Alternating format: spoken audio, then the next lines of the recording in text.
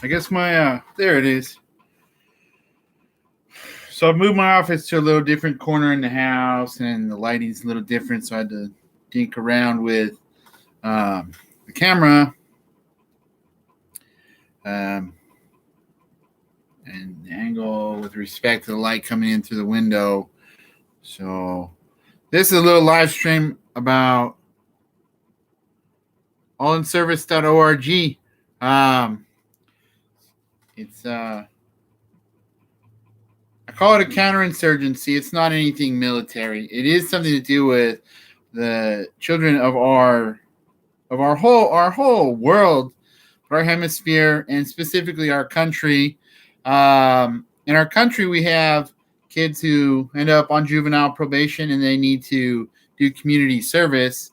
And there are kids who are at risk. You know, a lot of them have alcohol and drug problems that are already kind of building in their lives, and what they need is to be pulled a little bit outside of the situation that they found themselves in. You know, it's not any one set of issues.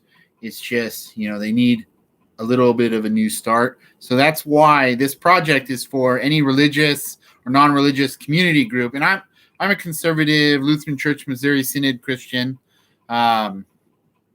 You know, this is not something that only a conservative Christian group can do. I went to a different Lutheran college that is a little more progressive and liberal.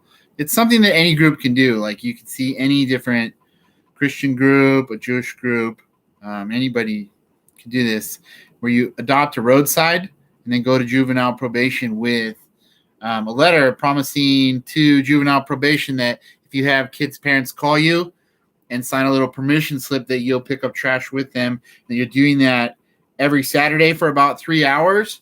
And then, you know, the parents know that they can rely on you. The kids know that they can, you know, it's a little worry that you take away from their parents and from their probation officers. They know you're there doing something for them. So you don't have to present any one message. You just do your thing, and then invite the kids to do what you do every week. Like, church has a youth group. And then the other part of it is the idea that it would be really good to get those kids plugged into police athletic league. So a lot of the kids have this idea that the system is set up for their failure, and that the cops are out to get them. And really, I mean, kids need to change what they're doing, but they need to be allowed to be kids still and not have, to the best of our ability, to the extent that it's possible, we can't come down as heavy-handed on them perpetually as you can with adults. They become recidivists. Like, okay, that also is a stigmatization thing with adults, and people can go into recovery, change their lives drastically. But I call it a counterinsurgency because there's a cultural trend. The whole all cops are bad thing is, from my perspective, is really unhealthy of an idea for kids to have going on in their mind, that if they did something that's illegal and they get arrested, that somehow they blame the authority for them being arrested. It's not a good thing to teach children. So, and I don't think that any mainline progressive or liberal group really would say that. My church group that I'm a part of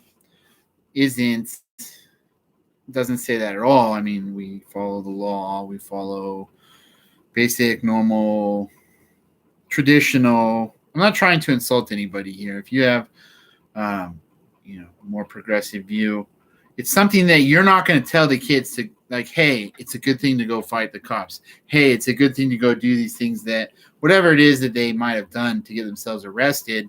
To me, this is how you keep kids from growing up to become adult recidivists. A lot of times people become recidivists after having begun recidivizing as juveniles.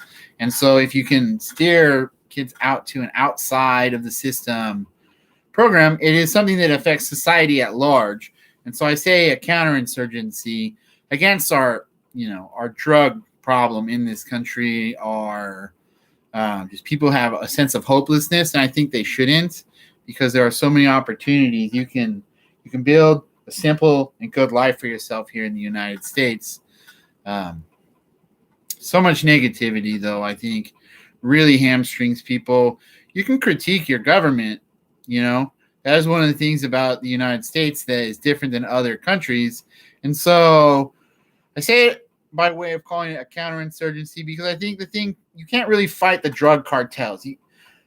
Maybe, someone will come up with some strategy. I think maybe people could build factories in Mexico so that every single Mexican worker who wants to work could work in a factory or some type of business and provide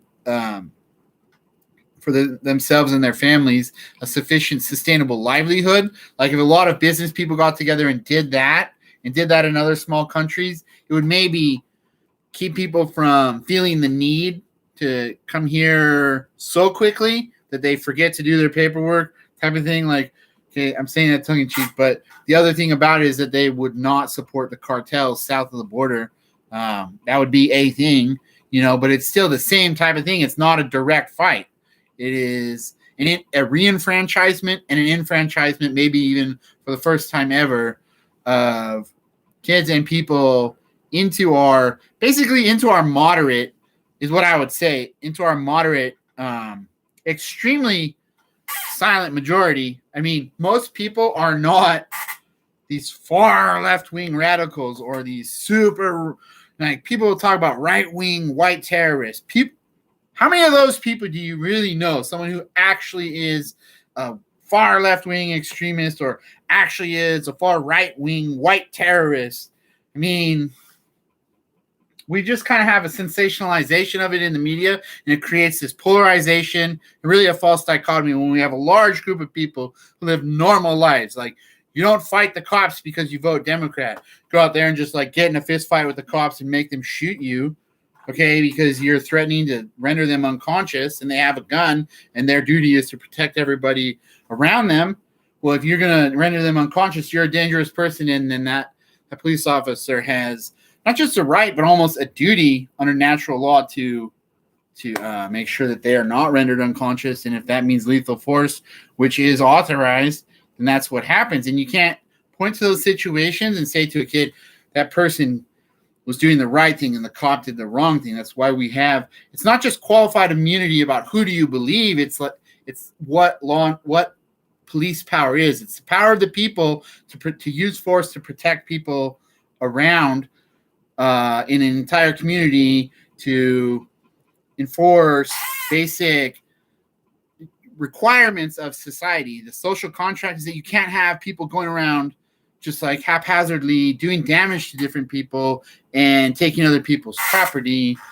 People start businesses, and we have our whole lives predicated on the right to own private, personal, real property. So when I say a counterinsurgency, I don't have Democrat friends who say you don't have the right to have anything or you can't start a business. I hear all these younger people who, college kids are always ridiculously idealistic and lean to the left. That's what you see, is you see these theatrical presentations in the media. So there was riots were this whole time where, it's like watching a kabuki puppet show with all the big little signs, all the painted fists and stuff. Okay. I mean, it's good to be critical. It's good to hold law enforcement to a very high standard. And I think we do. And I think we do by the Sixth Amendment. The fact that you can have a criminal defense attorney and people are found not guilty, when we let people go all the time who that's the person who did the wrong thing that you don't want anybody doing. But because law enforcement didn't do their job perfectly well in collecting data and whatnot, and they violated. Okay, when a law enforcement officer violates someone's Fourth Amendment and they find something like a murder weapon and it has someone's DNA on it, but it gets thrown out, do you really think that person is someone you really want free? Not really, but we have this idea in our country that there's a greater disutility in convicting an innocent person than there is in letting a guilty person go free. So we already have a radical check and balance system. don't need to topple the whole thing. So I don't really think that the actual silent majority, which is a moderate group of Republicans and Democrats and people who, it's not silent majority is all conservative. It's something towards the middle. I think that's the type of thing that's what I want to promulgate with allinservice.org is different people of different belief systems, community groups, religious and non-religious, doing the same project. I really don't know who it'll appeal to more. It doesn't seem always to appeal to anybody beyond the degree of, hey, that's a cool idea. Wouldn't it be neat if everybody did that? Like, yeah, it would. Don't you have a group do you have any influence over? Right? I might have too irate of a temper in talking about things like this. So calling it a counterinsurgency until I actually find some way of convincing people to do this project, then it's just an interesting idea. Like all the people on the live stream right now. I don't know why I did this live stream. I do know why. You know why I did this live stream? So I didn't want to upload the video afterwards. So it's just going to already be on there. So that's what it is. allinservice.org. It's my little spin on the idea of a counterinsurgency, which is generally, a war zone type of idea. People feel like we have a cultural war going on. I think we have a spiritual battle for actually caring about the kids in our country, and in a call to not be so dichotomized in our thinking that everything is, oh, you're a right-wing terrorist, or oh, you're an insane left-wing communist. Like, no, you're probably not. Nobody who's calling somebody that is probably calling a person who is actually that.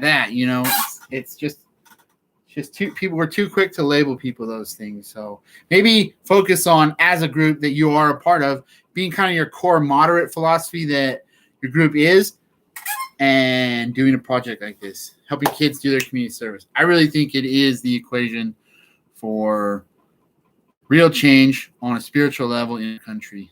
Thank you very much if you end up listening to this.